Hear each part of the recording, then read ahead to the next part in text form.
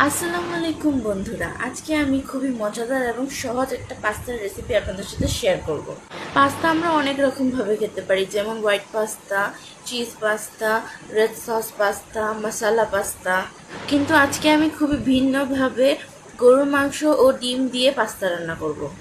এই পাস্তাটা রান্না করার জন্য প্রথমে একটা হাঁড়িতে পরিমাণ মতো পানি নিয়ে নিতে হবে। হাঁড়িতে পরিমাণ মতো পানি দেওয়া হয়ে গেলে এবার এতে অল্প পরিমাণ তেল দিয়ে দিব। তেল দিয়ে এখন এতে কিছুটা লবণ দিয়ে দিব। পাস্তা সিদ্ধ করার জন্য অল্প লবণ দিলেই হবে। এবার তেল এবং লবণটাকে পানির সাথে ভালো করে মিশিয়ে নিতে হবে। তেল এবং পানিটা ভালোভাবে মেশানো হয়ে গেলে এবার এতে আপনার পছন্দ মতো পরিমাণে পাস্তা দিয়ে দেবেন। পাস্তাগুলোকে পানিতে মোটামুটি 10 থেকে 15 মিনিটের মতো ফুটিয়ে নিতে হবে। পাস্তা আমাদের 100% সিদ্ধ করার কোনো প্রয়োজন নেই। প্রায় 70 থেকে 80% সিদ্ধ হয়ে আসলে পাস্তার পানিটাকে ঝরিয়ে একটা ঝুড়িতে রেখে দিতে হবে। ঝুড়িতে পাস্তাগুলোকে ঝরিয়ে রাখলে পাস্তাগুলো একটা একটার সাথে লেগে যাবে না।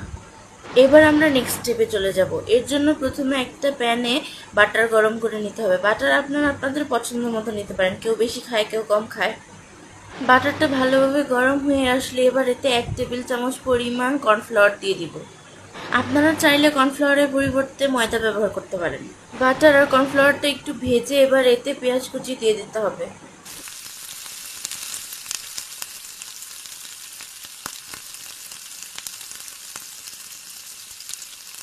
পেঁয়াজ কুচিটা অল্প ভাজা হয়ে গেলে এবার এতে অল্প পরিমাণ কাঁচামরিচ কুচি দিয়ে দিব। পেঁয়াজ ও কাঁচামরিচ কুচিটাকে একটু ভেজে নিতে হবে কিছু সময়। বন্ধুরা, আমি প্রথমে যতটুকু বাটার নিয়েছিলাম তা কম হয়ে গিয়েছিল, তাই পরে আরও বাটার নিয়েছি। আপনারা চাইলে বাটারের সাথে অল্প পরিমাণ সাদা তেলও ব্যবহার করতে পারেন। পেঁয়াজ ও মরিচটা ভালো করে ভাজা হয়ে গেলে মাঝখানে একটা ডিম ভেঙে দিয়ে দিতে হবে। ডিমে ঝুরাভাজি করার মতো ডিমটাকে ভেঙে নিতে হবে। ডিমটা ভাজার সময় আপনারা পরিমাণ মতো লবণ দিয়ে নেবেন। লবণটা কিন্তু একটু বুঝে শুনে দিতে হবে, যেহেতু পাস্তা সিদ্ধ করার সময় আমি আরও লবণ ব্যবহার করেছি। ডিমটা ভালো করে ভাজা হয়ে গেলে এবার এতে আগে থেকে ভালোভাবে ভেজে রাখা গরুর মাংসর টুকরোগুলো দিয়ে দিতে হবে। আসলে বন্ধুরা, আমার আম্মু সবসময় এরকম মাংস ছোট ছোট পিস করে মাংসের সমস্ত মশলা দিয়ে ভালোভাবে রান্না করে ভাজা ভাজা করে ডিপ ফ্রিজে রেখে দেয়। মাংস এভাবে রান্না করা থাকলে যে কোনো সময় নুডলস, পাস্তা যে কোনো কিছুতে ব্যবহার করা যায়। ডিম এবং মাংস একটু রান্না করার পর আমি এতে আমার পছন্দ মতো টমেটো সস দিয়ে দিলাম। আপনারা চাইলে আরও অন্য ধরনের সস ব্যবহার করতে পারেন বা টমেটো সসও আরও বেশি ইউজ করতে পারেন।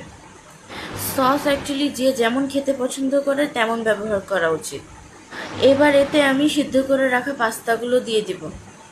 প্যানে পাস্তাগুলো দেওয়ার পর সব মিশ্রণকে ভালোভাবে মিশিয়ে নিতে হবে। পাস্তাগুলো প্যানে দেওয়ার পর আমার মনে হচ্ছিল টমেটো সস একটু কম হয়ে গেছে, এজন্য আমি আরও টমেটো সস দিয়েছি, কিন্তু সেটা আমি ক্যামেরাতে দেখাইনি। আসলে আমি রান্না তেমন পারি না, নতুন করে শিখতেছি, তাই মাঝে মাঝে কিছু জিনিস দ্বিতীয়বারও দেওয়া প্রয়োজন হয়। পাস্তাগুলো ভালোভাবে ডিম ও মাংসের সাথে মেশানো হয়ে গেলে এতে আমি 2টো চিজের স্লাইস দিয়ে দিয়েছি। চিজগুলো ভালোভাবে গলে গেলে এবার পাস্তার সাথে ভালোভাবে মিশিয়ে নিতে হবে কিছুক্ষণ নেড়ে চেড়ে। আপনারা চাইলে এখানে মোজারেলা চিজও ব্যবহার করতে পারেন। আমার বাসায় মোজারেলা চিজটা ছিল না, তাই এই চিজটা ব্যবহার করেছি। সো বন্ধুরা, আপনারা তো দেখতেই পাচ্ছেন কত সহজ এবং ভিন্নভাবে অল্প উপকরণ দিয়ে আমি এই মজাদার এগ বিফ পাস্তা তৈরি করে ফেললাম।